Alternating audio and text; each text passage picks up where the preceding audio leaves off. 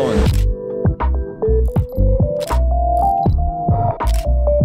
All right, it's looking real good. I've got some gear here. We'll run through that later. Gonna set up a time lapse on this camera, shoot some stills and cinematics on the big camera. Let's do it. 1, 2, 3.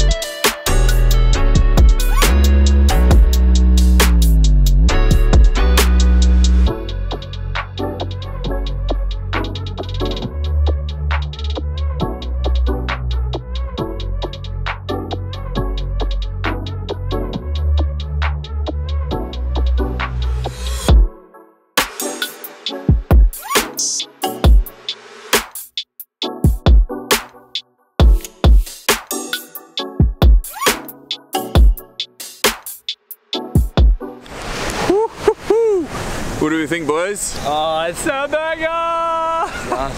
Haven't seen, and I'm already getting messages from people, haven't seen a sunrise like this in a while. How bloody good! How bloody good indeed. Hello and welcome to my office. If you're wondering why you've seen this video twice, it's because I did a poll on the YouTube community tab asking if I should upload this little cinematic bit as a separate video, and literally hundreds of you guys said yes. So here we are, a little extra cinematic upload. Now at the start of the video in the vlog, I didn't talk about the gear. At the start I said we would, and then I didn't, and that's why in this video we are talking about the gear. So I'm gonna run you through what I shot this video with, because I love gear and you follow me, so I'm assuming that you love gear as well, right? So that sunrise at the start was shot on a Canon 6D Mark II with a 1635 f4 lens. Image stabilizer off while shooting it on P mode this time. I've been playing around with it to figure out what the best way is to shoot it. So on P mode, I put the exposure comp on -1, so I underexposed for a stop because, and I'll walk you through why. As you can see, there is a bit of rock in the foreground, which is quite dark, but the light in the sky is always super bright compared to that. So if I would have shot it at 0 EV, it would have blown out the sky, and that's where all those tasty ass colors are. So I underexposed it, hoping that it would show off all the color gradients in the sky, which it did. Now, as you know, the 62 shoots holy grail shots on auto mode. If you don't know that, check out my video that I made about it. It's pretty cool. But there was still a bit of flickering, and I'll put the shots side by side. Now, I've fixed this flicker using, which method did I use on this one? The LR timelapse video deflicker mode. There is a number of ways that you can deflicker. Please let me know if you want like me to show you a comparison of how you can do it, both paid apps and free ways, and little hacks inside After Effects that you can use. So love to hear from you if you want to see that. So yeah, that's the 6D Mark II was purely shooting that sunrise time lapse. Then the cinematics, the slow motion stuff, was shot on the 1DX2, which I'm rolling on now, so I can't show you, with a 24-70 lens, which I'm also rolling on now. There's an extra one there, but I don't want to leave the frame. So 24-70 f4 image stabilized lens, great for handheld, but yeah, it's not too long of a zoom, and the goal here was to shoot those really long shots that, you know, put the people in front of the sun and, you know, blows it all up, and that's cool. So that was shot, the long shots were shot on the 7200 2.8 Mark II, which has now been updated to the Mark III. Again, let me know if you would like to see a comparison video. I have no idea how to make that video because I feel like they're the same lens. The other one just has a newer skin on it. I think optically they should be about the same because this lens is already such a beast. So yeah, 2.8 image stabilized lens with a 7200, look at that, that's just so nice. 7200 millimeter focal range. Now that only gets you so close.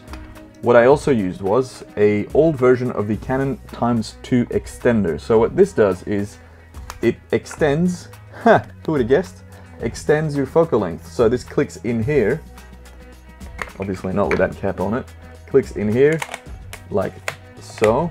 This one's old and a bit so it doesn't always stick, so you got to make sure that it's locked in.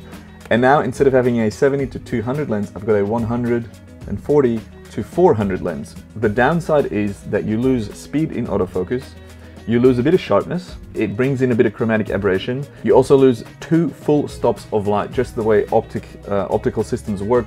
If you extend it times 2, you lose 2 stops. That's the way it goes. But obviously the benefit of this is it brings you in real close to the sun. And I was able to even shoot handheld because the image stabilizer is so good. I also use the 1DX at a high frame rate, so any bump, any motion gets slowed down because it's, you know, slow motion footage.